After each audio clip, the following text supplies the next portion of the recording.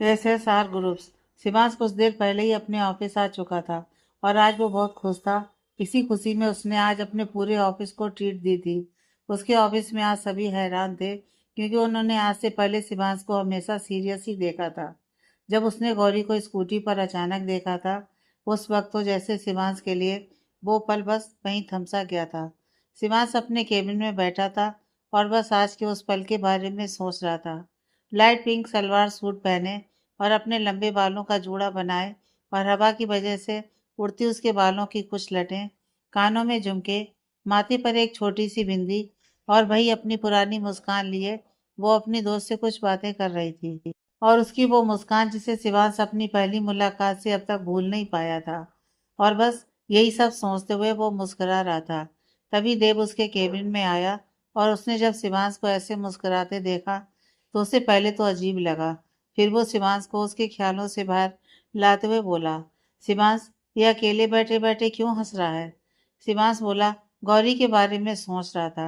यह सुनते ही देव सीरियस होते हुए बोला, देख शिवांश, मैं जानता हूँ कि इस वक्त तेरे दिमाग में यही चल रहा होगा कि कैसे तू उस लड़की से उस दिन का बदला लेगा।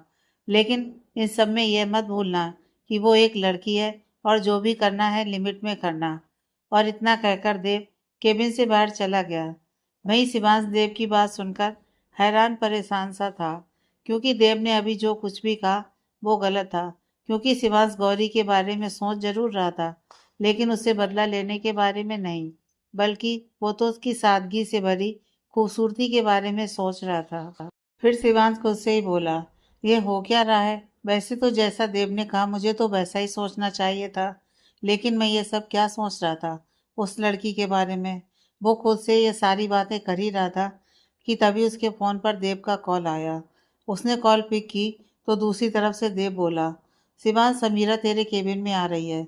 यह सुनते ही शिवांश ने झुंझलाते हुए कहा, व्हाट? लेकिन क्यों? देव बोला, अब भाई वो तेरी होने वाली बीवी है और तुझसे मिलने क्यों आई है तो मुझे कैसे पता होगा? शिवांश मुंह बनाते हुए बोला, मुझे अभी किसी से नहीं मिलना है देव, उसको बोल दे कि मैं बिजी हूँ।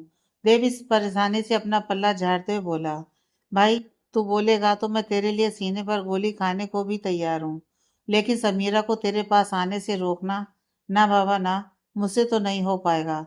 उसे तो सिर्फ तू ही हैंडल कर सकता है। और इतना कहकर देव ने कॉल कट कर दिया और आराम से अपनी कॉफी एंजॉय करने लगा। वहीं शिवांश केबिन में बैठा अपने फोन को देखते हुए देव को गालियां दे रहा था। इधर शिवांश के ऑफिस में समीरा कपूर की एंट्री हो चुकी थी। समीरा कपूर दिल्ली के जाने माने कपूर परिवार की इकलौती वारिस, जिसे बहुत ही नाजों से पाला गया था। समीरा को काफी चीजों का शौक था, जैसे कि कपड़े, मेकअप, शॉपिंग, पार्टीज और बहुत भी कुछ। समीरा खुद को काफी मेंटेन करके रखती थी और समीरा को बिल्कुल पसंद नहीं था कि उसके होते हुए कभी भी किसी और को अटेंशन मिले। समीरा अब शिवांश के केबिन की तरफ बढ़ रही थी और उस शांति भरे माहौल में समीरा की हील्स की आवाज गूंज रही थी और सभी लोगों की नज़र सिर्फ समीरा पर थी। समीरा ने एक वन पीस ड्रेस पहनी थी, कंधों तक उसके बाद, चेहरे पर हैवी मेकअप, आंखों पर काला चश्मा, एक हाथ में महंगा पर्स और दूसरे हाथ में अपने फोन को पकड़े वो बिना किसी की तरफ देखे बस शिवांश के केबिन की तरफ बढ़ी जा रही थी। तभी अचानक से एक एम्प्लॉय गलती से समीरा के रास्ते में आ गया, जिसे देख समीरा ने बुरा सा मुंह बनाया और कहा, यू स्टूपिड, तुम्हें दिखाई नहीं देता कि सामने से कौन आ रहा है? यह सुनकर वो एम्प्लॉय सिर झुकाते बोला, सॉरी मैडम, वो गलती से हो गया, आप जाइए। और इतना कहकर वो एम्प्लॉय साइड हो गया। ये सुनते ही समीरा ने एक डिसगस्टिंग सा लुक दिया और वहां से जाते हुए बोली, ब्लडी लो क्लास पीपल। उस एम्प्लॉय को यह सुनकर बहुत बुरा लगा, लेकिन वो चुप ही रहा। वहीं समीरा शिवांश के केबिन में बिना परमिशन के घुसते हुए बोली, हेलो बेबी, कैसी हो तुम? शिवांश इस वक्त किसी फाइल में अपनी नज़र गड़ाए बैठा था और उसने बिना समीरा की तरफ देखते हुए कहा, समीरा, इस ऑफिस के कुछ रूल्स हैं जो सभी के लिए बराबर है। मेरे केबिन में बिना परमिशन के कोई अंदर नहीं आता है। यह सुनकर समीरा मुस्कुराते हुए बोली, ओह प्लीज बेबी, मैं तुम्हारी मंगेतर हूँ और मैं तो जब चाहे तब कहीं भी आ जा सकती हूँ। यह सुनकर शिवांश ने फाइल बंद की और एक कठोर नज़र समीरा पर डालते हुए बोला, तुमने मेरी बात शायद ढंग से सुनी नहीं है। मैंने कहा कोई नहीं आ सकता है, इसका मतलब कोई नहीं आ सकता है। शिवांश की ऐसी टोन सुनकर समीरा थोड़ी घबरा गई और बोली, सॉरी शिवांश, मैं नेक्स्ट टाइम से पूछ कर ही अंदर आ जाऊंगी। शिवांश ने उसकी इस बात का कोई जवाब नहीं दिया और वापस अपनी फाइल देखने लगा। समीरा शिवांश के सामने रखी चेयर पर बैठ गई तो शिवांश ने कहा, वैसे तुम यहाँ क्या कर रही हो? इस पर समीरा एक पैर पर दूसरा पैर चढ़ाते हुए बड़े प्यार से बोली, मैं यहाँ तुमसे मिलने आई हूँ शिवांश। वो बहुत दिन हो गए थे ना तुमसे मिले हुए, इसलिए। इस पर शिवांश ने एक आईब्रो ऊपर चढ़ाते हुए बोला, बहुत दिन? हम लास्ट वीक ही तो मिले थे समीरा। यह सुनकर समीरा हंसते हुए बोली, वही तो, अब मुझे तुम्हारी इतनी याद ही आती है कि मुझे एक पल भी तुम्हारे बिना अच्छा नहीं लगता है। और इतना कहकर समीरा शिवांश के करीब आकर उसकी गोद में बैठ गई। शिवांश को समीरा की इस हरकत पर बहुत गुस्सा आया और उसने समीरा को अपनी गोद से उठाते हुए गुस्से से कहा, स्टॉप इट समीरा, ये मेरा ऑफिस है, घर नहीं। ऑफिस में मैं पर्सनल मैटर हैंडल नहीं करता हूँ। और तुम्हें अगर अगली बार से मुझसे मिलना हो तो एक बार देर से कंफर्म कर लेना कि मैं बिजी हूँ या नहीं, और नेक्स्ट टाइम से ऑफिस आने की कोई ज़रूरत नहीं है। इतना सुनकर समीरा गुस्से से शिवांश को देखने लगी, लेकिन शिवांश ने एक नज़र समीरा को नहीं देखा। इतना सब होने के बाद समीरा गुस्से से बिना कुछ कहे बस शिवांश के केबिन से बाहर आ गई। ऑफिस से बाहर आने के बाद समीरा अपनी कार में जाकर बैठ गई और स्टीयरिंग पर अपने हाथ कसते हुए बोली, शिवांश सिंह रायजादा, तुम समझते क्या हो खुद को? समीरा कपूर ने आज तक किसी की इतनी बातें नहीं सुनी, लेकिन एक दिन ऐसा जरूर आएगा जब मैं बोलूंगी और तुम सुनोगे। इतना कहकर वो कार स्टार्ट कर अपने घर चली गई। समीरा गुस्से से अपने घर में एंटर हुई और पैर पटकती हुई अपने पापा यानी सिद्धांत कपूर के रूम की तरफ बढ़ गई। मिस्टर कपूर इस वक्त अपने कमरे में बैठे कोई बुक पढ़ रहे थे, लेकिन जैसे उन्हें किसी के आने की आहट सुनाई दी तो उन्होंने सामने की तरफ देखा और समीरा को वहां देखकर वो बोले, समीरा बेटा तुम यहाँ? तुम तो सिवान से मिलने गई थी ना? यह सुनकर समीरा गुस्से से बोली, गई थी पापा, वो भी सिर्फ आपके कहने पर, वरना मैं उस घमंडी इंसान के पास कभी जाना पसंद नहीं करती हूँ। यह सुनकर मिस्टर कपूर हैरानी से बोले, लेकिन हुआ क्या? समीरा अपने आंसू पोंछते हुए बोली, होना क्या था पापा, हर बार की तरह आज भी उसने मुझे इग्नोर किया और अपने ऑफिस से जाने को कहा। पापा मुझे समझ में नहीं आता कि अगर वो मुझसे शादी करना ही नहीं चाहता तो क्यों आप जबरदस्ती मेरी शादी उससे करवाना चाहते हैं? यह सुनकर मिस्टर कपूर ने पहले समीरा को बेड पर बिठाया और फिर उसे प्यार से समझाते हुए बोले, देखो बेटा, मैं ये जो कुछ भी कर रहा हूँ वो सब तुम्हारी भलाई के लिए ही तो कर रहा हूँ। और ये तुम भी जानती हो कि रायजादा खानदान में शादी करने की क्या वजह है। कुछ समय की ही तो बात है बेटा, उसके बाद तो सब ठीक हो जाएगा। यह सुनकर समीरा ने कहा, लेकिन पापा आपको अपना प्रॉमिस तो याद है ना? मिस्टर कपूर मुस्कुराते हुए बोले, हाँ मुझे अच्छे से याद है, और तुम बिल्कुल भी फिक्र मत करो। एक बार शिवान से शादी होने के बाद तुम जो चाहो वो कर सकती हो, लेकिन उसके लिए तुम्हें थोड़े टाइम तो शिवांश के इस बर्ताव को झेलना ही होगा। इस पर समीरा हल्के से मुस्कुराई और बोली, मैं उसे पाने के लिए शिवांश से शादी करने जैसा रिस्क भी ले सकती हूँ पापा। और इतना कहकर समीरा अपने कमरे में चली गई। समीरा के जाते ही मिस्टर कपूर के चेहरे पर एक कुटिल मुस्कान आ गई थी और वो बोले, समीरा तुम्हारा शिवांश से शादी करना बहुत जरूरी है और उसके लिए मैं कुछ भी कर सकता हूँ।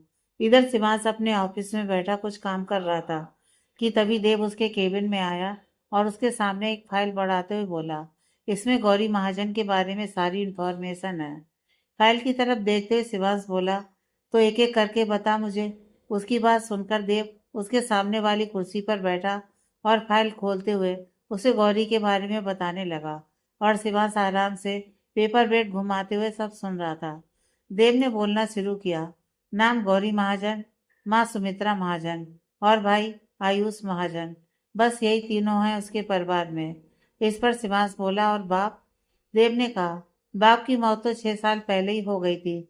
इस पर शिवांश कुछ नहीं बोला और सोचने लगा कि 6 साल पहले ही उसने भी अपने माँ बाप को खोया था। तभी उसे देव की आवाज आई। देव बोला, गौरी के बारे में हम ज्यादा कुछ तो पता नहीं लगा पाए हैं, लेकिन कुछ चीजें पता लगा पाए हैं, जैसे कि वो दिल्ली के छोटे से इलाके में रहती है और उसकी माँ सिलाई करती है और भाई पढ़ने के साथ साथ और बच्चों की ट्यूशन भी पढ़ाता है। इन तीनों की कमाई से घर का खर्च और उसके भाई की पढ़ाई का खर्च निकल पाता है। शिवांश ने बिना किसी एक्सप्रेशन के देव से कहा, और कुछ खास? देव ने फाइल बंद करते हुए कहा, वो लड़की पूरी ही खास है। शिवांश शिवांश ने यह सुनकर देव को सवालिया नजरों से देखा तो देव बोला, हाँ सच कह रहा हूँ। जिस लड़की के बारे में शिवांश सिंह राय ज्यादा जानना चाहता है वो लड़की तो खास ही होगी ना। फिर वो अपनी बात जारी रखते हुए बोला, वो एक बहुत ही सिंपल और सीधी सी लड़की है शिवांश। मैंने जितना भी उसके बारे में जाना है उससे मुझे यही पता चला कि वो बहुत ही स्वाभिमानी है। यह सुनकर शिवांश गुस्से से देव की तरफ देखते हुए बोला, उसकी तारीफों के पुल बांधने के लिए नहीं कहा है मैंने तुझे। शिवांश को गुस्से में देखकर देव चुप हो गया तो शिवांश ने कहा, उसके ऑफिस जाकर वहां के बॉस से कहना कि गौरी महाजन को कल से फायर कर दे। देव अपनी कुर्सी से उठते हुए बोला, शिवांश ये तू क्या कर रहा है? उस लड़की का परिवार उसके भरोसे चलता है। इस पर शिवांश मुस्कुराते हुए बोला, अरे तू तो फालतू में ही भड़क रहा है। पहले मेरी बात तो सुन ले। मैंने ये कहा है कि उसे वहां से फायर करवाना है क्योंकि उसे मैं अपनी कंपनी में जॉब देना चाहता हूँ। देव वापस अपनी जगह पर बैठते हुए बोला, तू करना क्या चाहता है? शिवांश मुस्कुराते हुए बोला, कुछ नहीं, बस मैं उसे सबक सिखाना चाहता हूँ, इसलिए मैं जैसा कह रहा हूँ वैसा ही कर। And this is my order. यह सुनकर देव ने बस हाँ में सिर हिलाया और केबिन से बाहर निकल गया, क्योंकि देव अच्छे से जानता था कि एक बार शिवांश कोई फैसला ले ले तो वो कभी नहीं बदलता। और कहीं ना कहीं देव के दिल में ये ख्याल भी आया कि शायद गौरी वो लड़की है। वो गौरी के ऑफिस की तरफ निकल गया। कुछ ही देर में देव गौरी के ऑफिस पहुंच गया था। देव की पर्सनालिटी ही ऐसी थी कि ऑफिस के गार्ड ने एक बार भी देव को रोकने की कोशिश नहीं की और देव बॉस के केबिन की तरफ चला गया। केबिन का डोर खोलते ही देव के सामने करीबन 60 साल का एक बूढ़ा आदमी बैठा था और देव को ऐसे बिना परमिशन के अंदर आते हुए देख वो थोड़े गुस्से में बोला, कौन है आप और बिना परमिशन आप अंदर कैसे आए? देव उसके गुस्से को नजरअंदाज करते हुए सामने रखी कुर्सी पर बैठ गया और अपनी गन को उस आदमी के सामने वाली टेबल पर रख दी। अपनी टेबल पर रखी गन को देख उस आदमी की आवाज गले में ही अटक गई तो देव मुस्कुराते हुए बोला, देखिए मैं यहाँ आपसे कुछ बात करने आया हूँ, तो अच्छा होगा कि आप बिना किसी सवाल जवाब के मेरी बात सुने। यह सुनकर उस आदमी ने बिना कुछ कहे बस हाँ में सर हिला दिया और अपना पसीना पोंछने लगा। देव बोला, आपके ऑफिस में गौरी महाजन नाम की एक लड़की जॉब करती है और मैं चाहता हूँ कि आप उसे आज ही नौकरी से निकाल दें। ये सुनकर उस आदमी ने चौंकते हुए कहा, लेकिन सर वो लड़की बहुत ही अच्छा काम करती है और इतनी कम सैलरी में इतना अच्छा काम करने वाले लोग कम ही मिलते हैं हमें। देव ने उस आदमी की तरफ देखते हुए कहा, मैंने तुमसे पूछा नहीं है, मैंने तुम्हें बताया है कि तुम आज ही उसे जॉब से निकालोगे। ये सुनकर वो आदमी घबराते हुए बोला, लेकिन सर क्या मैं जान सकता हूँ कि आप कौन है? क्योंकि गौरी को मैं पिछले 2 सालों से जानता हूँ और उसकी कभी किसी से कोई दुश्मनी भी नहीं रही, तो फिर यह सब? देव उसकी उलझन सुलझाते हुए बोला, एसएसआर ग्रुप्स के मालिक शिवानंद सिंह रायजादा का नाम तो सुना ही होगा तुमने। इस पर वो आदमी चौंकते हुए बोला, उनका नाम कौन नहीं जानता है सर, पूरी दिल्ली पर राज है उनका।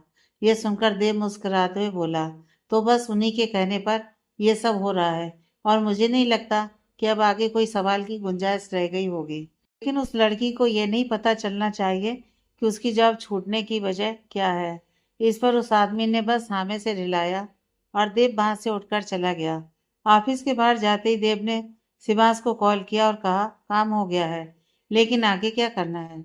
शिवांश ने फोन पर ही देव को कुछ समझाया और कॉल कट कर दी। देव फोन की तरफ देखते हुए बोला, कितना शातिर दिमाग है इसका, और फिर हंसते हुए वहां से चला गया। वहीं दूसरी तरफ गौरी अपनी डेस्क पर बैठी कुछ काम कर रही थी। तभी वही बूढ़ा आदमी गौरी के पास गुस्से से आया और बोला, मिस महाजन, कैसी प्रेजेंटेशन आपने मुझे सेंड किया है? बिल्कुल ठीक नहीं है वो। यह सुनकर गौरी अपनी सीट से उठते हुए बोली, लेकिन सर हमने तो बहुत ही ध्यान से सब कुछ अरेंज करके आपको सेंड की थी अपनी प्रेजेंटेशन। फिर कैसे? वो इतना ही बोल पाई थी। उसका बॉस गुस्सा करते हुए बोला, तुम मुझसे बहस कर रही हो? गौरी आगे कुछ कह पाती कि उसके बॉस ने गुस्से से मैनेजर को आवाज लगाई और कहा, मुझे कोई जरूरत नहीं है ऐसे लोगों की जो मुझसे ही बहस करें। और फिर गौरी की तरफ देखते हुए बोला, इनका जितना भी पेंडिंग पेमेंट है वो पूरा करो और कल से मुझे ऑफिस में नहीं चाहिए। गौरी के साथ साथ वो मैनेजर और बाकी सभी एम्प्लॉयज हैरानी से बास को ही देख रहे थे, क्योंकि किसी को भरोसा ही नहीं हो रहा था कुछ भी बॉस ने अभी कहा। और उसकी वजह यह थी कि बॉस हमेशा से ही गौरी की बहुत तारीफ किया करते थे और आज उनका ऐसा बर्ताव देखकर सभी समझ नहीं पा रहे थे कि एक छोटी सी गलती की वजह से वो गौरी को नौकरी से निकाल रहे थे। लेकिन मैनेजर इसमें कुछ भी नहीं कर सकता था, इसलिए उसने बस हाँ में सिर हिलाया और वहां से चला गया। गौरी वहां बस चुपचाप खड़ी की खड़ी रह गई। वो कुछ बोल ही नहीं पा रही थी कि तभी सोनाक्षी अपनी जगह से खड़ी होते हुए बोली, सर आप एक छोटी सी गलती पर गौरी को ऐसे नहीं निकाल सकते हैं।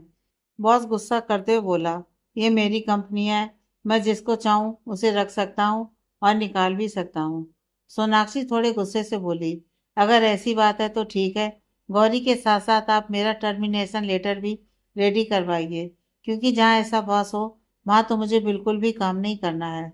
गौरी जो इतनी देर से चुप खड़ी थी, वो सोनाक्षी को देखते हुए बोली, नहीं सोना, हमारे लिए तुम अपनी जॉब क्यों छोड़ रही हो? सोनाक्षी बोली, गौरी अगर तू यहाँ नहीं रहेगी तो मैं भी नहीं रहूंगी, बस। और इतना कहकर उसने मैनेजर की तरफ देखा, जो अभी अभी गौरी का टर्मिनेशन लेटर लेकर आया था। सोनाक्षी बोली, सर मेरा टर्मिनेशन लेटर भी रेडी कर दीजिए। यह सुनकर मैनेजर ने एक नज़र बॉस को देखा तो बॉस ने हाँ में सिर हिला दिया, क्योंकि वो अच्छे से जानता था कि सोनाक्षी गौरी के साथ ही रहती थी हमेशा। इसलिए अगर गौरी यहाँ से जाएगी तो सोनाक्षी किसी कीमत पर यहाँ नहीं रुकेगी, इसलिए उसने हामी भर दी। कुछ ही देर में दोनों के हाथों में उनके टर्मिनेशन लेटर और उनकी पूरी सैलरी थी। कुछ ही देर बाद गौरी और सोनाक्षी ऑफिस से बाहर आ गए। जहाँ गौरी नौकरी चले जाने की वजह से उदास थी, वहीं सोनाक्षी अपने बास को गालियां दिए जा रही थी। सोनाक्षी बोली, वो साला बड़ऊ समझता क्या है अपने आप को, बिना किसी गलती के कैसे निकाल सकता है वो तुझे जॉब से?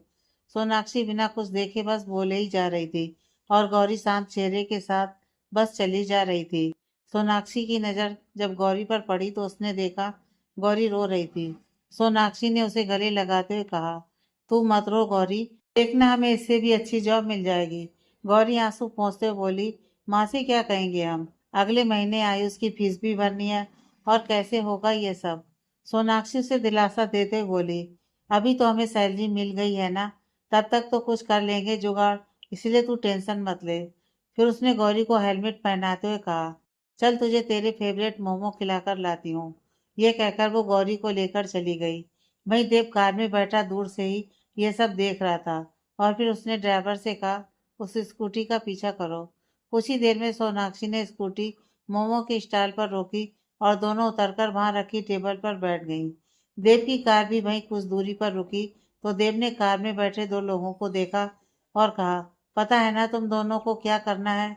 उन दोनों ने हाँ में से हिलाया तो देव बोला, बिना काम पूरा किए वापस मत आना। इतना सुनकर वो दोनों आदमी कार से उतरे और गौरी और सोनाक्षी के टेबल के पीछे जाकर बैठ गए। उन दोनों में से एक आदमी बोला, क्या हुआ यार, तुम इतने परेशान क्यों हो? दूसरा आदमी बोला, क्या करूं यार, बॉस के असिस्टेंट ने तो मेरा दिमाग ही खराब कर दिया है। अब इतनी जल्दी उन्हें एक नई सेक्रेटरी लाकर कहाँ से दूं? वही कार में बैठा देव उन दोनों की बातें सुन पा रहा था। तभी उसके साथ वाला आदमी बोला, अरे तो कहीं ऑनलाइन वेबसाइट पर डाल दो, वहां से अच्छे कैंडिडेट मिल जाएंगे। इस पर पहला वाला आदमी बोला, उसमें तो टाइम लगेगा ना, और बॉस को तो कल के कल सेक्रेटरी चाहिए। वहीं गौरी और सोनाक्षी दोनों का ध्यान भी उन दोनों आदमियों की बातों पर था। तभी सोनाक्षी बोली, गौरी हम इनसे बात करें क्या, हो सकता है हमें ये जॉब मिल जाए। इस पर गौरी ने कहा, लेकिन ऐसे किसी से बात करना थोड़ा अजीब नहीं होगा? सोनाक्षी ने मुंह बनाते हुए कहा, घर पर यह कहना कि जॉब चली गई है, उससे तो ये बेटर ही है। गौरी ने कुछ सोचा और फिर हाँ में सिर हिला दिया। फिर सोनाक्षी ने पलटकर उन दोनों आदमियों को देखा और प्यारी सी आवाज में बोली, एक्सक्यूज मी सर, क्या हम आपसे कुछ बात कर सकते हैं? इस पर उन दोनों आदमियों ने एक दूसरे की तरफ देखा, जैसे कि आंखों ही आंखों में कह रहे हों कि बस अपना काम तो हो गया। फिर उन्होंने अपनी खुशी छिपाते हुए कहा, यस ऑफ कोर्स। फिर वो दोनों आदमी सोनाक्षी और गौरी की टेबल पर आकर बैठ गए तो सोनाक्षी ने कहा, सर हमने सुना है कि आप किसी जॉब के बारे में बात कर रहे थे। इस पर उनमें से एक आदमी बोला, हाँ मेरे बॉस को एक सेक्रेटरी की ज़रूरत है, लेकिन आप क्यों जानना चाहती हैं? इस पर सोनाक्षी बोली, वो एक्चुअली हम लोग जॉब सर्च कर रहे हैं, इसलिए। फिर वो आदमी बोला, हम लोग, लेकिन मैडम बॉस को एक सेक्रेटरी चाहिए, दो नहीं। यह सुनकर गौरी ने कहा, तो क्या आपके ऑफिस में सेक्रेटरी के अलावा किसी और पोस्ट के लिए वैकेंसी नहीं है? इस पर वो आदमी बोला, जी नहीं। सोनाक्षी जानती थी कि अब गौरी क्या कहने वाली है, तो वो तपाक से बोली, हाँ तो कोई बात नहीं सर, ये मेरी दोस्त है ना, आप इसके लिए वो इंटरव्यू अरेंज करवा दीजिए। वो आदमी इस पर कुछ कहता कि तभी गौरी ने कहा, जी नहीं सर, अगर हम कहीं भी जॉब करेंगे तो साथ ही करेंगे, वरना नहीं करेंगे। And we are really sorry कि हमने आपका टाइम वेस्ट किया। ये सुनकर सोनाक्षी बोली, गौरी तू पागल हो गई है क्या? मुझे कहीं भी जॉब मिल जाएगी, लेकिन तू इतने अच्छे मौके को अपने हाथ से क्यों जाने दे रही है? गौरी मुस्कुराते हुए बोली, जब तुमने हमारी वजह से अपनी जॉब छोड़ते हुए एक बार भी नहीं सोचा, तो हम फिर इतने सेल्फिश कैसे हो सकते हैं? तभी दूसरी तरफ से देव, जो सारी बातें सुन रहा था, उसने कान में लगे एयरपोर्ट की मदद से उस आदमी से कहा, जिसके एक कान में भी एयरपोर्ट लगी हुई थी। देव ने कहा, कहो उन दोनों से कि वो दोनों कल इंटरव्यू के लिए आ सकती है। ये सुनते ही उस आदमी ने सोनाक्षी और गौरी की ओर देखा, जो अपनी जगह से खड़ी होकर जा रही थी। उस आदमी ने उन्हें रोकते हुए कहा, मैडम रुकिए। यह सुनकर वो दोनों पलटकर उस आदमी को देखने लगी, तो उसने अपनी पॉकेट से निकाल कर एक विजिटिंग कार्ड उनकी तरफ बढ़ाते हुए कहा, आप दोनों कल यहाँ पहुँच जाइएगा और आप दोनों के लिए इंटरव्यू में अरेंज करवा दूंगा। ये सुनकर दोनों खुश हो गईं। फिर वो दोनों आदमी वहां से चले गए। उन दोनों आदमियों के जाने के बाद गौरी और सोनाक्षी काफी खुश थे और दोनों खुशी से मोमो एंजॉय कर रहे थे कि तभी गौरी ने कहा, अरे एक बार उस कार्ड को तो देख लें कि कौन सा ऑफिस है और कल कहाँ जाना है। इस पर सोनाक्षी ने भी हामी भरी और गौरी ने अपने बैग से वो कार्ड निकाला, जिस पर एसएसआर ग्रुप्स लिखा हुआ था। कार्ड पर लिखे नाम को देखकर सोनाक्षी का मुंह खुला का खुला रह गया और वो बोली, हे भगवान, क्या ये वही लिखा है जो मैं समझ रही हूँ? गौरी चौंकते हुए बोली, तू जानती है इस कंपनी के बारे में? सोनाक्षी ने हाँ में सिर हिलाया और गौरी से कहा, क्या तुझे नहीं पता इस कंपनी के बारे में? पूरी दिल्ली की टॉप 10 इंटीरियर डिजाइनर कंपनी में से नंबर 1 कंपनी है ये। गौरी ने भी हैरानी से कहा, क्या बात कर रही है, सच? सोनाक्षी ने गूगल पर कंपनी का नाम सर्च किया तो गौरी को उसकी पूरी इंफॉर्मेशन दिखाते हुए बोली, ये देख और पढ़ इसके बारे में। गौरी ने भी सामने स्क्रीन पर दिख रही इंफॉर्मेशन को पढ़ा और बोली, सच में यार, ये तो बहुत बड़ी और अच्छी कंपनी है। फिर अगले ही पल वो उदास होते हुए बोली, लेकिन यार तुझे क्या लगता है, क्या हमें यहाँ जॉब मिल पाएगी? यह सुनकर सोनाक्षी बोली, अगर हम दोनों को यहाँ जॉब मिलने की उम्मीद नहीं होती तो क्या वो आदमी हमें कल इंटरव्यू में आने के लिए कहता? यह सुनकर गौरी ने कहा, वैसे बात तो तू ठीक कह रही है, लेकिन इस कंपनी का ओनर कौन है? इस पर सोनाक्षी ने अपने दिल पर हाथ रखते हुए कहा, यार उसका नाम तो पूरा मुझे भी नहीं पता, काफी लंबा है, लेकिन आज तक सिर्फ एक बार मैंने उन्हें देखा है। क्या पर्सनालिटी है बंदे की, और वो चाहे तो अच्छे से अच्छे सेलिब्रिटी को फेल कर दें लुक्स के मामले में। यह सुनकर गौरी ने कहा, एक बार देखा है मतलब? सोनाक्षी मुंह बनाते बोली, वो इसलिए क्योंकि वो पब्लिक में ऐसे ओपनली नहीं आते हैं। मेरी किस्मत अच्छी थी तो मैंने उनकी फोटो अखबार में देखी थी, बस। ये सुनकर गौरी ने कुछ सोचते हुए बस हाँ में से हिलाया और फिर दोनों वहां से अपने घर की तरफ चली गईं। उधर देव जब घर पहुंचा तो शिवांश पहले ही ऑफिस से घर आ चुका था, इसलिए वो सीधे शिवांश के कमरे में चला गया। शिवांश रूम में बैठा अपने लैपटॉप पर कुछ काम कर रहा था। उसने जैसे ही देव को आते देखा तो लैपटॉप साइड में रखते हुए बोला, क्या हुआ, काम हो गया? देव मुस्कुराते हुए बोला, देव कोई काम अपने हाथ में ले और पूरा ना करे, ऐसा ना कभी हुआ है और ना ही कभी होगा। यह सुनकर शिवांश ने एक तिरछी मुस्कान दी और वापस से अपने काम में लग गया। तभी देव बोला, लेकिन एक प्रॉब्लम हो गई है। यह सुन शिवांश ने एक नज़र देव को देखा और कहा, कैसी प्रॉब्लम? देव ने उसे जो कुछ भी गौरी के ऑफिस में हुआ और मोमो स्टॉल के पास हुआ वो सब बता दिया और कहा, मेरे पास उस टाइम कोई ऑप्शन नहीं था, इसलिए मुझे दोनों को इंटरव्यू के लिए बुलाना पड़ा। शिवांश ने बिना उसकी तरफ देखे कहा, ओके। शिवांश को सारी बात बताकर देव वहां से चला गया। देव अभी अपने कमरे में ही जा रहा था कि तभी सामने से आ रही भव्या से टकरा गया और टकराते ही दोनों का बैलेंस बिगड़ा और दोनों ही नीचे गिर गए। भव्या के मुंह से निकला, हे भगवान, मार दिया। देव ने भी जब सामने भव्या को गिरे देखा तो जल्दी से उठते हुए भव्या को भी उठाने लगा और कहा, सॉरी भव्या, वो मैंने तुम्हें आते हुए नहीं देखा था। भव्या ने मुंह बनाते हुए कहा, वैसे तो आपकी नज़र हमेशा मुझ पर रहती है और आज आपने मुझे आते हुए नहीं देखा। यह सुनकर देव ने नजरें नीची कर ली और बोला, सॉरी भव्या, जो हुआ वो गलती से हुआ।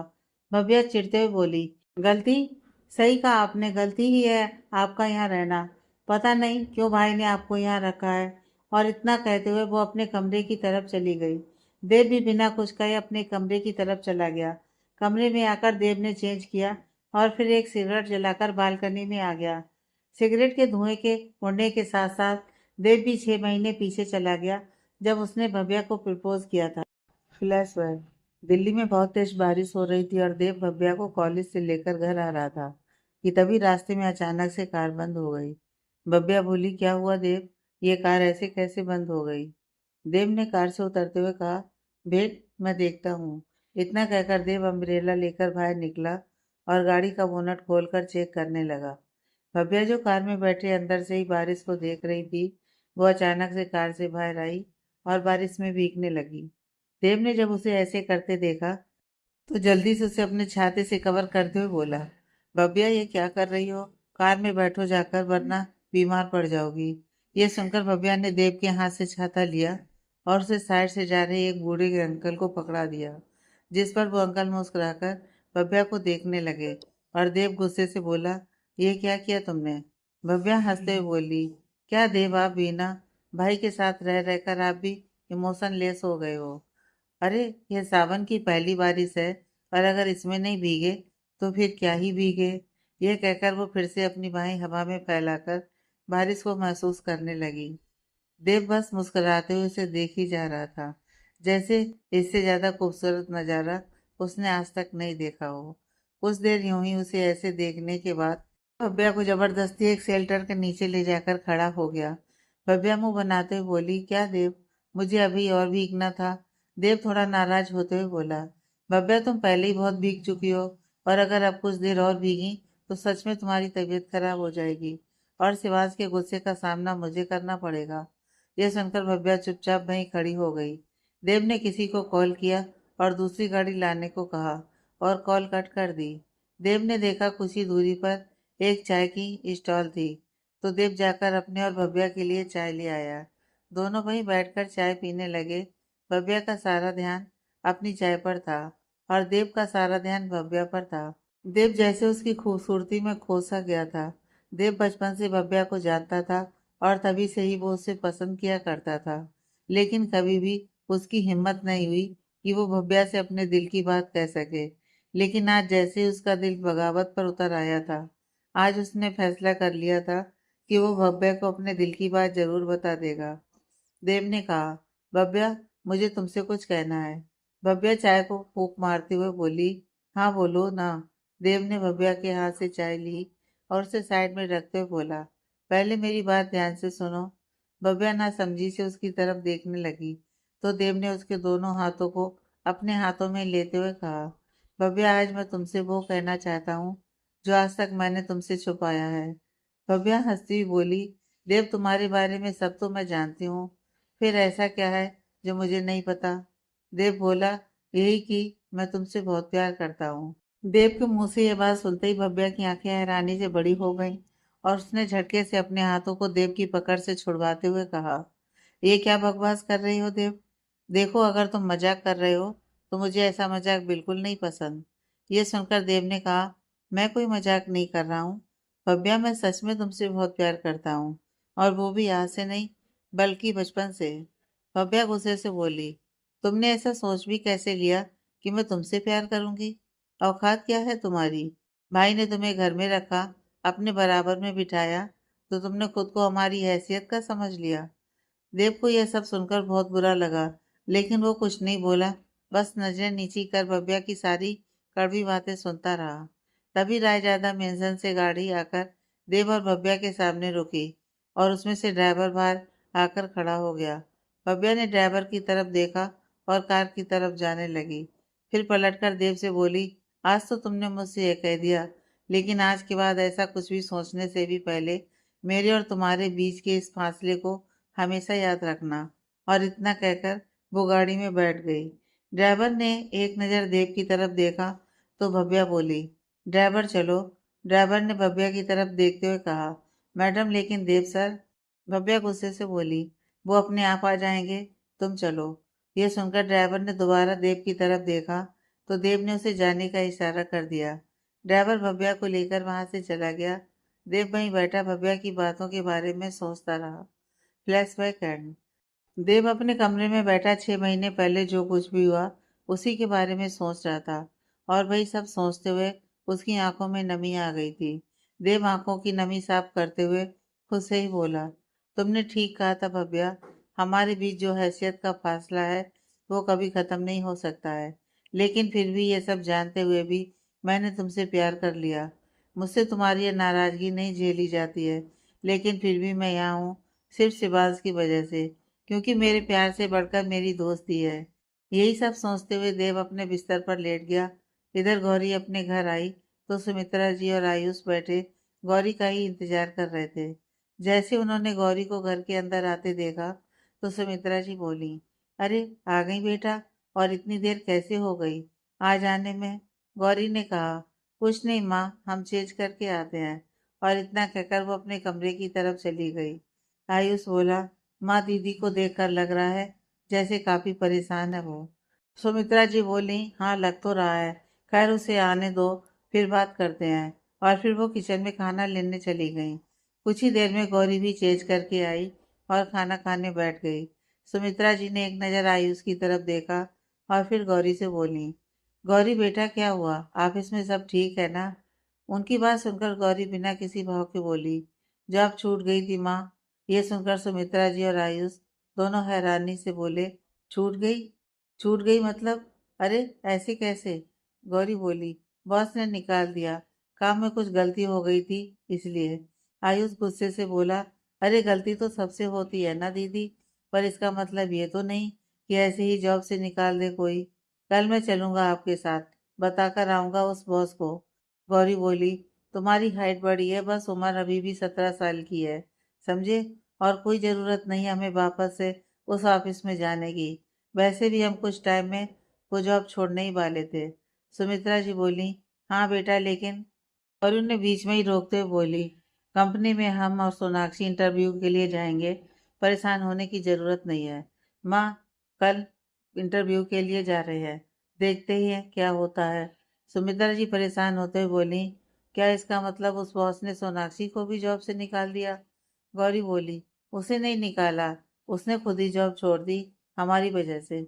सुमित्रा जी थोड़ी गुस्से से बोली, उसने जॉब छोड़ दी और तूने छोड़ने दी? रोका क्यों नहीं उसे? गौरी बोली, रोका था हमने, लेकिन आप तो जानती हैं उसे, वो गुस्से में होती है तो किसी की बात नहीं सुनती है। आयुष बोला, वैसे दीदी कल आप कहाँ जा रही हैं इंटरव्यू के लिए? गौरी बोली, ये काफ़ी अच्छी कंपनी है, कल अगर उसमें जॉब लग जाती है तो जो कुछ भी आगे के लिए सोच रखा है वो सब अच्छे से हो जाएगा। इतना कहकर गौरी अपने कमरे में चली गई। उसे जाते देख आयुष बोला, काश कि मैं दीदी से बड़ा होता तो दीदी को इतनी टेंशन नहीं लेनी पड़ती। सुमित्रा जी मुस्कुराकर बोली, तुम्हारी गौरी दीदी 10 लड़कों पर भारी है, अगर वो अपने पर आ जाए तो किस्मत का भी रुख पलट दें, जैसे 6 साल पहले वो अपनी किस्मत से लड़ गई थी। आयुष मुस्कुराया और फिर वो भी सोने चला गया। गौरी बिस्तर पर लेटी कल होने का इंतजार कर रही थी, और वहीं रायजादा मेंशन में शिवांश भी कल का बेसब्री से इंतजार कर रहा था। जहाँ गौरी अनजान थी इस बात से कि कल जो उसके साथ होगा वो उसकी आने वाली जिंदगी बदल कर रख देगा, वहीं शिवांश इस बात से खुश था कि कल उसका सामना गौरी से होगा और वो गौरी के उड़ते हुए होश देखेगा। अगली सुबह 8 बजे गौरी रोज की तरह नहा धोकर पूजा खत्म कर नाश्ता करने के लिए बैठी थी कि तभी दरवाजे से होकर सोनाक्षी बिना किसी को आवाज लगाए दंदनाती हुई घर के अंदर घुसी चली आ रही थी। सोनाक्षी सीधा किचन में आई और सुमित्रा जी को गले लगाकर बोली, आंटी कैसी हैं आप? सुमित्रा जी पराठे सेकती हुई बोली, मैं ठीक हूँ बेटा, लेकिन तुमसे बहुत नाराज हूँ। सोनाक्षी हैरानी से बोली, मुझसे और नाराज? लेकिन क्यों? सुमित्रा जी बोली, क्या जरूरत थी तुम्हें नौकरी छोड़ने की? सोनाक्षी हंसते हुए बोली, अरे आंटी, गौरी के बिना तो कहीं भी जाना मेरे लिए किसी भी सजा से कम नहीं है, और वैसे भी मुझे उस बूढ़ों की कंपनी में अब और नौकरी करनी भी नहीं थी। यह सुनकर सुमित्रा जी उसके सर पर एक चपत मारते हुए बोली, चुप पागल, ऐसे नहीं बोलते हैं। चल तेरे लिए भी नाश्ता बनाया है, बैठ जाकर, मैं लेकर आती हूँ। यह सुनकर सोनाक्षी उन्हें दोबारा गले लगाते हुए बोली, इसलिए तो आप मेरे फेवरेट हो। और इतना कहकर वो भी गौरी के साथ नाश्ता करने बैठ गई। नाश्ता खत्म होने के बाद गौरी और सोनाक्षी दोनों ने सुमित्रा जी के पैर छुए तो उन्होंने दोनों को आशीर्वाद दिया और उन्हें दही शक्कर खिलाया। उसके बाद गौरी और सोनाक्षी इंटरव्यू के लिए घर से निकल गईं। इधर शिवांश भी आज रोज से पहले ही ऑफिस आ चुका था और वो बार बार अपनी वॉच में टाइम देख रहा था। उसे ऐसे देख देव बोला, तेरे ऐसे बेसब्र होने से 9:30 जल्दी नहीं बज जाएंगे। शिवांश गुस्से में बोला, किसने कहा था उन बेवकूफ़ों को कि तुम उन दोनों लड़कियों को 9:30 बजे बुलाना है? थोड़ा जल्दी भी तो बुला सकते थे।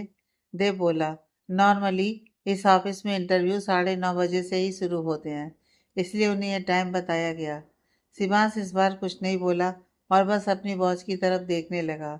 वहीं सोनाक्षी और गौरी ऑफिस पहुंच चुके थे। स्कूटी पार्किंग में लगाकर जैसे ही वो दोनों मेन एंट्रेंस पर पहुंची और उन्होंने उस ऑफिस को देखा तो दोनों की आंखें फटी की फटी रह गईं। सोनाक्षी तो खुशी से उछलते हुए बोली, गौरी ये कितना बड़ा ऑफिस है।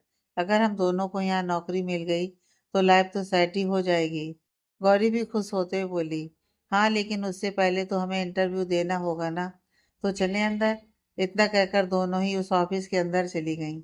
तभी उन्हें गार्ड ने रोका और कहा, मैडम अंदर कहाँ जा रही हैं आप? सोनाक्षी बोली, वो हम यहाँ इंटरव्यू के लिए आए हैं। ये सुनकर गार्ड ने उन्हें ऊपर से नीचे तक देखा और फिर अंदर जाने को कह दिया। सोनाक्षी बोली, ये गार्ड हमें ऐसे क्यों देख रहा था? गौरी बोली, छोड़ो ना, उसका काम था पूछना, तो उसने पूछ लिया। ये कहकर वो आगे बढ़ गई। अंदर जाते ही गौरी रिसेप्शन पर गई और सामने बैठी लड़की से कहा, गुड मॉर्निंग मैम। रिसेप्शनिस्ट ने गौरी और सोनाक्षी की तरफ देखा और स्माइल करते हुए कहा, गुड मॉर्निंग। गौरी बोली, ma'am actually we are here for an interview. Receptionist बोली, आपका रिज्यूमे? गौरी ने अपना और सोनाक्षी का रिज्यूमे दिखा दिया तो रिसेप्शनिस्ट ने उन दोनों को वेडिंग लाउंज में बैठने को कहा। रिसेप्शनिस्ट ने लैंडलाइन से किसी को कॉल किया और कुछ बात करने के बाद गौरी और सोनाक्षी को 25th फ्लोर पर जाने को कहा। दोनों अपना रिज्यूमे लेकर रिसेप्शनिस्ट के बताए फ्लोर पर चली गईं।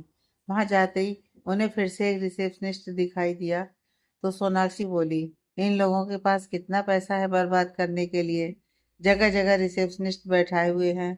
गौरी उसे चुप करती हुई बोली, हमें क्या लेना देना इसे, यहाँ जो काम करने आए वही करते हैं। वो दोनों अभी आपस में बात कर ही रही थी कि सामने रिसेप्शन पर बैठा आदमी बोला, आप मिस गौरी और मिस सोनाक्षी हैं ना? अपना नाम सुनकर गौरी और सोनाक्षी दोनों ने ही हाँ में सिर हिला दिया। तो वो आदमी बोला, आप दोनों आइए मेरे साथ, मैं आपको बॉस के केबिन में ले जाता हूँ। इतना कहकर उसने एक लड़की को बुलाया और सोनाक्षी को उसके साथ जाने को कहा और गौरी को अपने साथ लेकर जाने लगा। तो गौरी बोली, आप हम दोनों को ऐसे अलग अलग क्यों ले जा रहे हैं? रिसेप्शनिस्ट ने कहा, क्योंकि मैम आपका इंटरव्यू हमारे बॉस की पर्सनल असिस्टेंट के लिए होगा और इनका इंटरव्यू किसी और पोस्ट के लिए होगा, इसलिए। गौरी ने उसकी बात पर हाँ में सिर हिलाया तो सोनाक्षी ने जाते जाते उसे ऑल दी बेस्ट कहा और स्माइल करते हुए वहां से चली गई। गौरी हाथ में अपनी फाइल लिए और चेहरे पर एक कॉन्फिडेंस लिए रिसेप्शनिस्ट के पीछे पीछे चली जा रही थी। फ्लोर पर काम कर रहे सभी लोगों की नज़र सिर्फ गौरी पर थी, क्योंकि उस पूरे फ्लोर पर एक गौरी ही ऐसी लड़की थी जिसने एक सिंपल सा सफ़ेद रंग का अनारकली पहना था। बाकी उस फ्लोर पर काम कर रही सभी लड़कियां सिर्फ वेस्टर्न कपड़ों में थीं। गौरी के चेहरे की वो सादगी से भरी खूबसूरती जिस पर गजब का नूर था, कमर से भी नीचे लहराते उसके लंबे काले बाल। गौरी को कोई एक नज़र अगर देख ले तो वो दोबारा बिना देखे ना रह पाए। कुछ ऐसा था उसके चेहरे में और इसी बात से उस ऑफिस के सभी लड़कों की नज़र उस पर थी और सभी लड़कियां भी जलन भरी नजरों से उसे देख रही थीं। लेकिन गौरी जो इन सब बातों को नज़रअंदाज करते हुए बस आगे बढ़ी जा रही थी। तभी केबिन के बाहर रुकते हुए रिसेप्शनिस्ट ने कहा, मैम बॉस अंदर है, आप जा सकती हैं अंदर। और इतना कहकर वो वहां से चला गया। उसके जाने के बाद गौरी ने एक गहरी सांस ली और ओम नमः शिवाय बोलते हुए उसने केबिन का दरवाजा खोल दिया। गौरी ने दरवाजा खोलते हुए कहा, मे आई कम इन सर? तभी उसके कानों में एक आवाज़ आई, यस कम इन। ये सुनते ही गौरी अंदर घुस गई। उसने चारों तरफ देखा तो वो केबिन को देखकर थोड़ी हैरान रह गई, क्योंकि वो केबिन काफी बड़ा और खूबसूरत था। गौरी केबिन को अच्छे से देख ही रही थी कि उसके कानों में एक कड़क आवाज आई। अगर केबिन अच्छे से देख लिया हो तो क्या हम इंटरव्यू शुरू कर सकते हैं? ये आवाज सुनते ही गौरी चौंकी और हड़बड़ाते हुए बोली, सॉरी सर। और इतना कहकर उसने पलटकर देखा था तो उसके सामने बैठा शख्स उसकी तरफ पीठ घुमाकर चेयर पर बैठा था, जिसकी वजह से गौरी उसका चेहरा नहीं देख पा रही थी। तभी वही आवाज फिर से उसके कानों में पड़ी, आपकी फाइल। गौरी ने यह सुनते ही अपनी फाइल उस शख्स के हाथों पर रख दी और वापस से सीधी खड़ी हो गई। शिवास ने फाइल पर नजर डालते हुए बिना पलटे ही कहा, गौरी महाजन। गौरी बोली, यस सर। शिवांश बोला, आप जानती हैं ना कि आपको किस पोस्ट के लिए अपॉइंट किया जा रहा है? गौरी बोली, जी पर्सनल असिस्टेंट। और इतना कहकर वो खुद से ही बोली, यह बात सुनी सुनी सी क्यों लग रही है? तभी शिवांश ने दोबारा सवाल किया, गुड। तो आपको तो अच्छे से पता होगा कि एक पर्सनल असिस्टेंट के क्या काम होते हैं। गौरी बोली, जी सर। आपकी सारी मीटिंग को शेड्यूल करना और उसके अकॉर्डिंग आपका पूरा दिन मैनेज करना, फाइल्स अरेंज करना। और तभी शिवांश उसकी बात बीच में ही काटते हुए बोला, ओके मैं समझ गया। इधर शिवांश गौरी का इंटरव्यू ले रहा था तो वहाँ सोनाक्षी भी देव के सामने बैठी थी। देव ने भी सोनाक्षी की क्वालिफिकेशन और उसके वर्क एक्सपीरियंस के बारे में कुछ सवाल किए और उसे ऑफिस असिस्टेंट की पोस्ट के लिए हायर कर लिया। सोनाक्षी तो ये सुनकर काफी खुश हो गई और फिर बाहर जाकर गौरी का वेट करने लगी। इधर शिवांश गौरी से सवाल जवाब कर रहा था और गौरी ये नहीं समझ पा रही थी कि आदमी उससे ऐसे पीट करके सवाल क्यों कर रहा है। तभी शिवांश बोला, मिस महाजन, आपने पर्सनल असिस्टेंट का सबसे जरूरी काम तो बताया ही नहीं।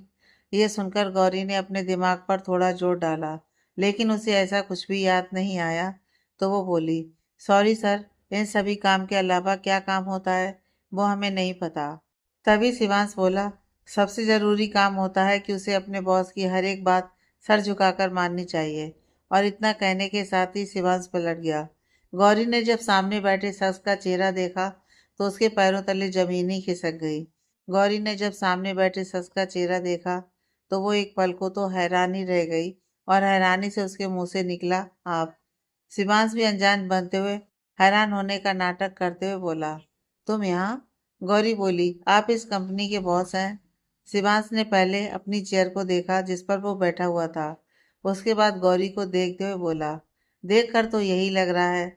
उसकी इस बात पर गौरी मन ही मन थोड़ा डरते हुए बोली, हे महादेव, ये कंपनी इनकी है और इन्हें तो हमारी शक्ल भी याद है।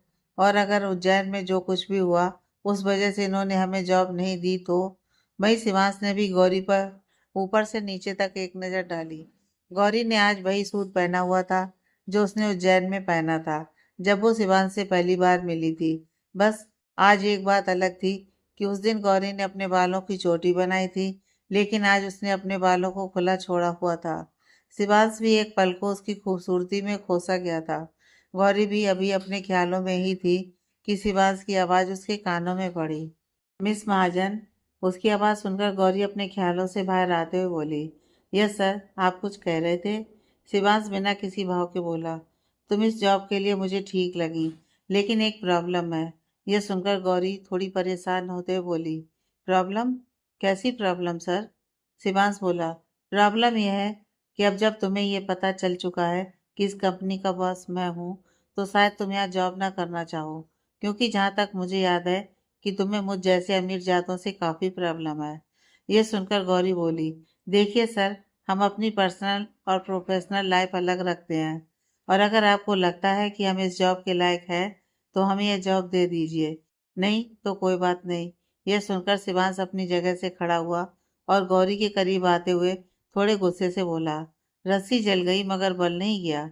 यह सुनकर गौरी ने शिवांश की आंखों में देखा जिसमें उसे खुद के लिए दुनिया भर की नफरत दिखाई दे रही थी। तभी शिवांश बोला, चलो मैं तुम्हें यह जॉब दे देता हूँ, लेकिन उससे पहले तुम्हें पर्सनल असिस्टेंट वाले कुछ काम करके तो मुझे दिखाने होंगे ना। तभी तो मैं तय कर पाऊंगा कि तुम इस जॉब के काबिल हो भी या नहीं। इस पर गौरी बिना शिवांश को देखे बोली, बताइए हमें क्या करना है? शिवांश गौरी को देखते हुए बोला, हमें नहीं, सिर्फ तुम्हें करना है। उसकी इस बात पर गौरी बोली, जी मेरा मतलब वही था कि मुझे क्या करना है। शिवांश हल्के से मुस्कुराया और फिर एक तरफ इशारा करते हुए बोला, वहाँ मेरी पर्सनल कॉफ़ी मशीन है, जाओ मेरे लिए एक एक्सप्रो बनाकर लेकर आओ। गौरी ने शिवांश की बताई जगह की तरफ देखा और उस तरफ चली गई। शिवांश भी बस खड़ा उसे जाते देख रहा था और फिर खुद से ही बोला, हमें क्या होता है, जैसे अपने साथ साथ किसी और की भी बात कर रही हो। सच है, बैड लैंग्वेज। और इतना कहकर उसने मुंह बना लिया। उधर गौरी जाते जाते खुद से ही बोली, हे महादेव, ये कहाँ फंसा दिया हमें। पूरी दिल्ली में एक यही इंसान मिला था जिसकी कंपनी में हमें इंटरव्यू देना था, और ये क्या काम बता दिया है कि कॉफ़ी बनाओ। खुद से ही बात करते करते गौरी काफ़ी मशीन के पास पहुंच गई। उसने आज से पहले कभी ऐसी मशीन नहीं देखी थी, इसलिए उसे पता भी नहीं था कि इस कॉफ़ी मशीन से कॉफ़ी कैसे बनती है। वो मशीन के पास जाकर बस खड़ी हो गई तो शिवांश बोला, मैंने तुम्हें वहाँ कॉफ़ी मशीन को देखने के लिए भेजा है, कॉफ़ी बनाने के लिए कहा है। इस पर गौरी पीछे मुड़ी और धीरे से बोली, हमें यह चलानी नहीं आती है। शिवांश उसकी इस बात पर कुछ नहीं बोला और जाकर खुद कॉफ़ी बनाने लगा। गौरी बड़े ध्यान से उसे कॉफ़ी बनाते हुए देख रही थी। शिवांश बहुत ही हिसाब से कॉफ़ी बना रहा था, हर चीज़ बिल्कुल नाप तौल कर। उसे ऐसे कॉफ़ी बनाते देख गौरी मन ही मन बोली, कॉफ़ी तो ऐसे बना रहे हैं जैसे कि साइंस लैब में कोई इम्पोर्टेंट एक्सपेरिमेंट कर रहे हैं। तभी शिवांश पलटा और गौरी की तरफ देखते हुए बोला, तुमने देखा ना कि कैसे ये कॉफ़ी बनती है। गौरी ने बस हाँ में सिर हिला दिया। तभी शिवांश बोला, तुमसे ये काम तो हुआ नहीं, इसलिए अब तुम्हारे लिए कोई और काम सोचना पड़ेगा। और इतना कहते ही अचानक से उसके हाथ से हल्की सी कॉफ़ी छलक कर उसके जूतों पर गिर गई। तभी शिवांश गुस्से से बोला, शिट, ये कैसे हो गया। और इतना कहकर उसने गौरी से कहा, अच्छा चलो जल्दी से मेरे शूज साफ कर दो। ये सुनकर गौरी ने शिवांश की तरफ देखा और कहा, सॉरी, क्या कहा आपने। शिवांश लापरवाही से बोला, मैंने कहा कि मेरे शूज पर कॉफी गिर गई है, उसे साफ कर दो। और इतना कहकर वो पास रखे सोफे पर किसी राजा महाराजा की तरह बैठ गया। गौरी को उसकी इस बात पर बहुत गुस्सा आया और वो बोली, देखिए सर, हम यहाँ जॉब के लिए आए हैं, आपके नौकर नहीं हैं। हम जो ये सब करेंगे, और अगर आप अपने एम्प्लॉयज़ को ऐसे ट्रीट करते हैं तो हमें आपकी इस नौकरी की कोई ज़रूरत नहीं है। इतना कहकर गौरी ने शिवास की टेबल से अपनी फाइल उठाई और केबिन से बाहर जाने लगी।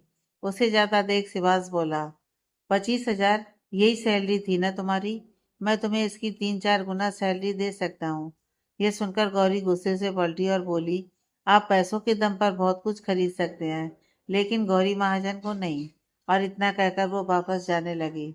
तभी शिवास बोला, तुम्हारी दोस्त को इस कंपनी में जॉब मिल चुकी है, और अगर तुम यहाँ से गई तो उसकी जॉब भी चली जाएगी।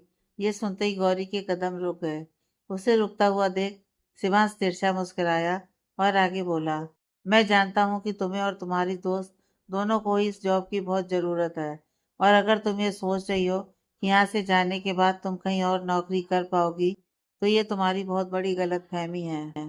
उसकी इस बात पर गौरी ने गुस्से से पलटकर शिवांश को देखा तो शिवांश अपनी कॉफ़ी पीते हुए बोला, मिस गौरी महाजन, यहाँ से जाने के बाद आपको इस पूरी दिल्ली में तो कहीं नौकरी नहीं मिलेगी, इसलिए फैसला आपका है कि आप अपने साथ साथ अपनी दोस्त के करियर को भी बर्बाद करना चाहती हैं या नहीं। गौरी ने गुस्से से अपनी आंखें बंद की, जिसकी वजह से उसकी आंखों में जो आंसू थे वो लुढ़क कर उसके गालों पर आ गए। गौरी ने वापस आते हुए अपनी फाइल को पटक कर शिवांश की टेबल पर रखा और उसके पास आते हुए टेबल से कुछ टिश्यू उठाए और झुककर शिवांश के शूज पर गिरी कॉफी को साफ करने लगी। गौरी को अपने पास आते देख शिवांश की नज़र उसकी आंखों पर पड़ी, जो आंसुओं से भीगी हुई थी। पता नहीं क्यों, लेकिन शिवांश को उसे ऐसे देख बिल्कुल अच्छा नहीं लगा। इसलिए गौरी के शूज साफ करने से पहले ही शिवांश अपनी जगह से खड़ा हुआ और वापस से अपनी चेयर पर जाकर बैठ गया। गौरी बस उसे जाते हुए देख रही थी। तभी शिवांश ने बिना उसकी तरफ देखते हुए कहा, कल सुबह 9 बजे आकर अपनी बाकी की फॉर्मेलिटीज पूरी कर लेना, और एक बात याद रखना कि मुझे लेट आने वाले लोग बिल्कुल भी पसंद नहीं है। और अब तुम जा सकती हो। गौरी बस चुप खड़ी उसकी बातों को सुन रही थी और फिर बिना कुछ कहे उसने अपनी फाइल उठाई और केबिन से बाहर चली गई। उसके बाहर चले जाने के बाद शिवांश पलटा और अपने केबिन में ही बने एक बुक सेल्फ के पास गया। वहां जाकर उसने उन सभी बुक्स में से एक बुक को हल्के से बैंड किया कि तभी साइड में एक डोर ओपन हो गया। यह शिवांश का एक प्राइवेट रूम था, जो कि स्पेशली शिवांश की सहूलियत को मद्देनजर रखते हुए बनाया गया था। शिवांश ने अपने प्राइवेट रूम में जाकर अपने शूज चेंज किए और बाहर आ गया। बाहर आते हुए उसकी नज़र टेबल के पास गिरी हुई किसी चीज पर गई। उसने झुककर उसे उठाया तो वह एक झुमका था। शिवांश को याद आया कि यह झुमका तो गौरी का था। उसने झुमके को देखते हुए कहा, आज तुमसे मिलकर यह बात तो समझ आ गई कि तुम्हें पैसों की ताकत से तो कभी हराया नहीं जा सकता है। तुम्हारी कमजोरी सिर्फ तुम्हारे अपने हैं। और ये कहते हुए उसके चेहरे पर एक सातिर मुस्कान थी। शिवांश वापस अपनी कुर्सी पर आकर बैठा और एक नज़र उस झुमके को देखते हुए उसे अपनी ड्रॉर में रख दिया। उधर गौरी केबिन से बाहर आते हुए सीधे रिसेप्शन एरिया में चली गई, जहाँ सोनाक्षी बैठी उसी का वेट कर रही थी। सोनाक्षी ने गौरी को आते देखा तो खुश होते हुए बोली, गौरी तेरा इंटरव्यू कैसा था? मेरा तो बहुत ही अच्छा था और मुझे तो कल ज्वाइनिंग के लिए बुलाया गया है। तू बता ना, तेरा क्या हुआ? गौरी हल्के से मुस्कुराती हुई बोली, हमें भी कल ज्वाइनिंग के लिए बुलाया है। यह सुनकर सोनाक्षी मुंह बनाते हुए बोली, अरे तो इतनी अच्छी बात, ऐसे उदास होकर क्यों बोल रही है? पागल, तुझे तो खुश होना चाहिए। और इतना कहकर उसने गौरी को गले लगा लिया। गौरी भी हल्के से मुस्कुरा दी और बोली, सोनाक्षी हमें हमारी तबीयत कुछ ठीक नहीं लग रही है, तो क्या हम घर चलें? सोनाक्षी उसके माथे पर हाथ रखते हुए बोली, क्या हुआ, बुखार है क्या? गौरी नामे से हिलाते हुए बोली, नहीं बस थोड़ा सर दर्द है। सोनाक्षी बोली, अच्छा चल घर चलते हैं। और फिर दोनों घर के लिए निकल गईं। उन दोनों के जाने के बाद देव शिवांश के केबिन में आया और आते ही उसने शिवांश से सवाल किया, क्या हुआ इंटरव्यू में? शिवांश बिना उसकी तरफ देखते हुए बोला, शिवांश सिंह रायजादा जब किसी काम को करने की ठान लेता है तो उसे करके ही दम लेता है। यह सुनकर देव ने कहा, देख उसे ज्यादा परेशान मत करना। उसकी यह बात सुनकर शिवांश गुस्से से उसे देखते हुए बोला, तू हमेशा उसकी इतनी साइड क्यों लेता है? कहीं वो तुझे पसंद तो नहीं आ गई? उसकी बात पर देव हंसते हुए बोला, ना भाई ना, वो बम का गोला मुझे पसंद नहीं आया। वो तो तेरे लिए बिल्कुल परफेक्ट है। यह सुनकर शिवांश ने उसे घूर कर देखा तो देव हंसते हंसते रुक गया और शिवांश वापस अपने काम में लग गया। उधर कुछ ही देर में सोनाक्षी भी गौरी को उसके घर छोड़कर अपने घर के लिए निकल गई थी। उसे आते देख सुमित्रा जी बोली, अरे आ गई बेटा, बस तेरा ही इंतजार कर रही थी मैं। गौरी ने भी अपना बैग साइड में रखा और पानी पीते हुए बोली, बहुत थक गई हूँ माँ। सुमित्रा जी उसके सर पर हाथ फेरते हुए बोली, तू थोड़ा आराम कर ले, तब तक मैं खाना लगाती हूँ। और इतना कहकर वो किचन में आ गई। गौरी भी फ्रेश होकर आई और दोनों माँ बेटी खाना खाने लगी। तभी सुमित्रा जी ने पूछा, और इंटरव्यू कैसा रहा? ये सुनते ही गौरी को आज जो कुछ भी हुआ वो सब याद आ गया और खाते हुए उसके हाथ रुक गए। गौरी बोली, इंटरव्यू ठीक था माँ, कल ज्वाइनिंग के लिए जाना है। और इतना कहकर वो दोबारा खाना खाने लगी। सुमित्रा जी खुशी से बोली, चलो अच्छा है, अगर इतनी अच्छी कंपनी में तुम्हें नौकरी मिल गई है, अब सब ठीक हो जाएगा। खाना खाने के बाद गौरी अपने कमरे में आकर लेट गई और उसे आज जो कुछ भी हुआ वो सब याद आ रहा था। गौरी थोड़े गुस्से से बोली, वो समझते क्या है खुद को? अगर आज सोना हमारे साथ ना होती तो हम कभी उनकी कंपनी में जॉब नहीं करते। फिर वो खुद को ही समझाती बोली, लेकिन हमें क्या, हमें बस अपने काम से मतलब होगा वहाँ, उनसे नहीं। और इतना कहकर वो वापस आंख बंद कर लेट गई और लेटते ही उसे नींद आ गई। कैसे कर पाएगी गौरी शिवांश के साथ काम? क्या शिवांश करेगा गौरी के लिए मुश्किलें पैदा? क्या होगी उनकी आगे की दास्तान? आगे की कहानी जानने के लिए नेक्स्ट पार्ट।